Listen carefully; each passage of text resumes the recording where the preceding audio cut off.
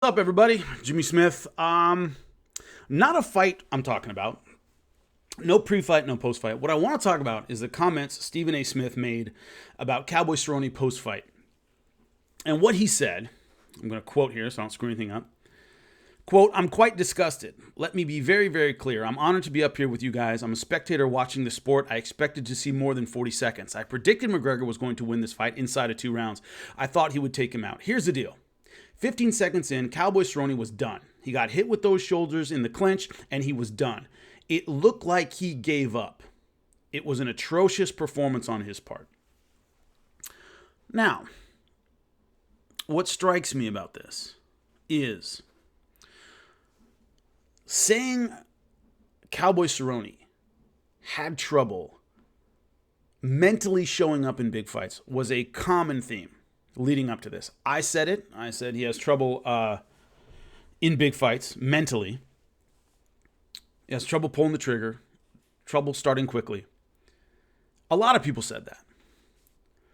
That is a tactical evaluation. A lot of fighters and athletes in various sports are stuck with that label of choker, or they're not a playoff quarterback, or they have trouble in big games. Peyton Manning was saddled with that for years until he won 2 Super Bowls. Even after the first Super Bowl win, still statistically a great quarterback until the playoffs. I'm a Dodgers fan. Clayton Kershaw cannot get it done in the playoffs. Chael Sonnen, another great fighter, great personality, a ton of fans, but had trouble performing in big fights.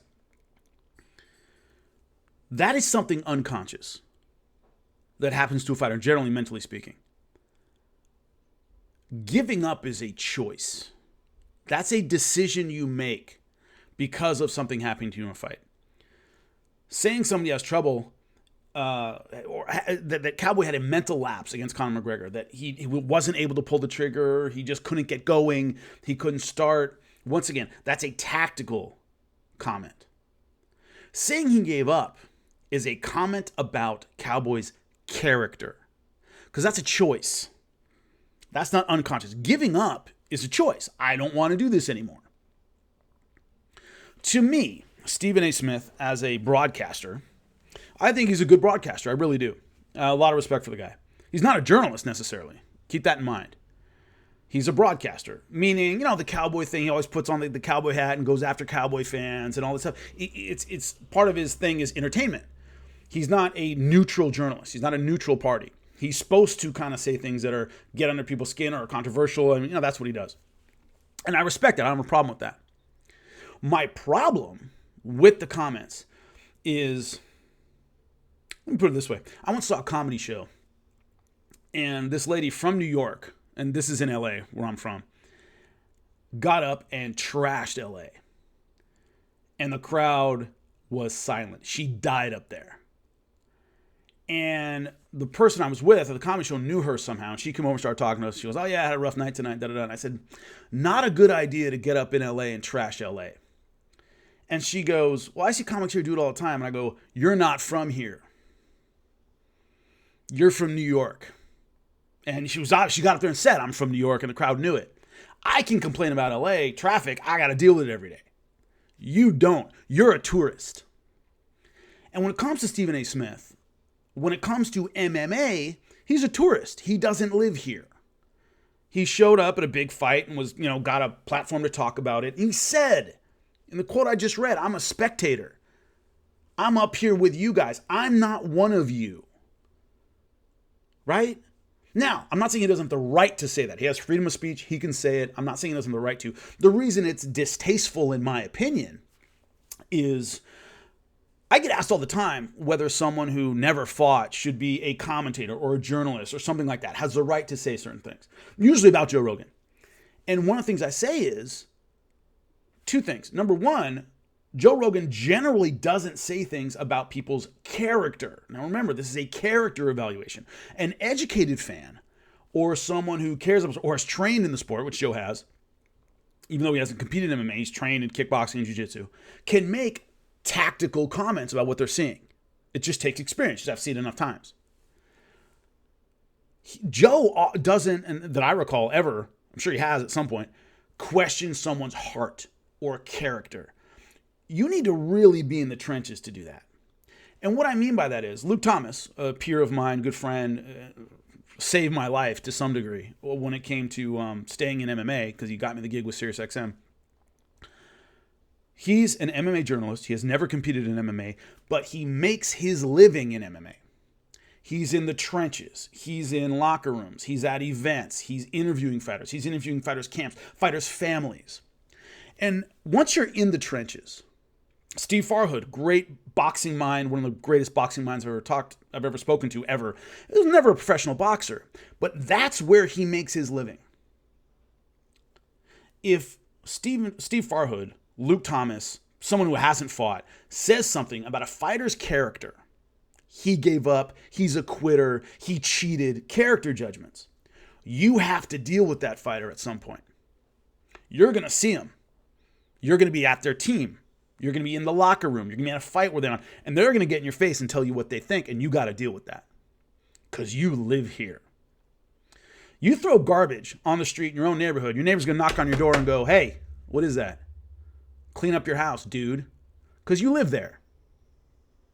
If you're driving through a neighborhood and throw a can out the window, move on to your house, no one's going to see that. You're not responsible for it.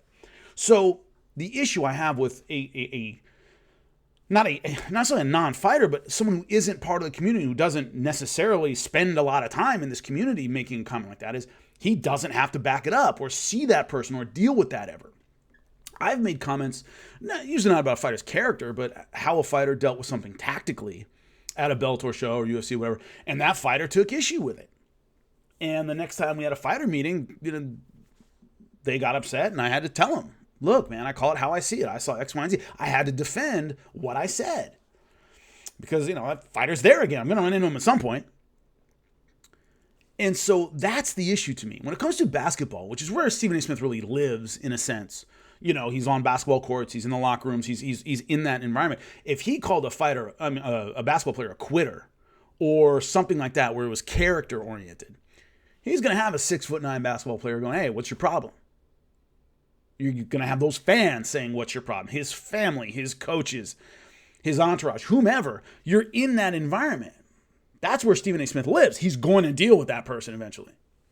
So my issue is someone like Stephen A. Smith who once again, jumps in for big fights, has an opinion, and we don't see him again until the next big fight, maybe. He doesn't have to deal with that. He's not in it. He's not in the environment enough that the consequences will find him. So the two aspects of it are, number one, have you been in it long enough to know the difference between a mental lapse or a problem dealing with nerves and a conscious decision to quit? Have you been in there long enough to see that? With Stephen A. Smith, no, I don't think so. And if you do feel that, are you in the sport enough that you have the license to criticize someone's character? Once again, I don't think he has. So that's my issue with it. Not that he doesn't have the right to say it, he does.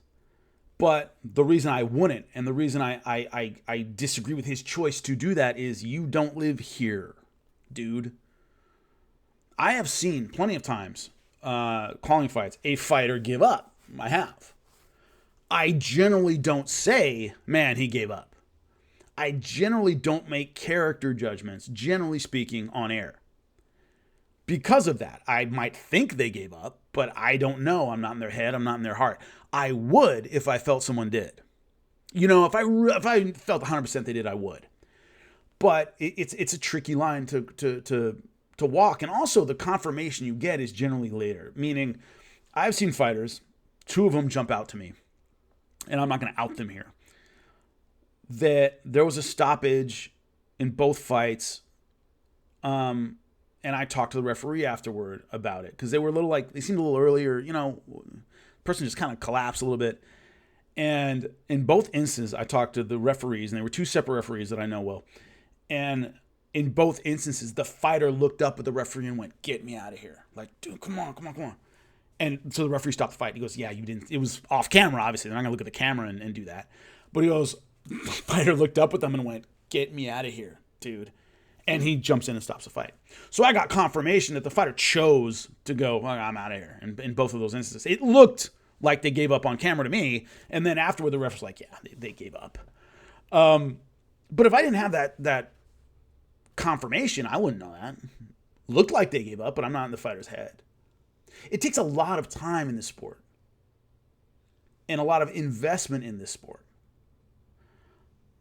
to get in a fighter's head, or to assume you know what's in a fighter's head or in a fighter's heart.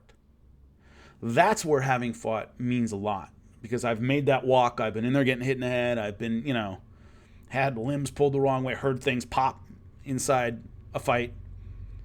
And I know how to deal with those things. I know what it's like dealing with those things. That gives you more license to go, well, how do you know they go, well, I've been in that position. I've done this thing. And, no two positions are exactly the same, but that gives me some credibility to talk about it.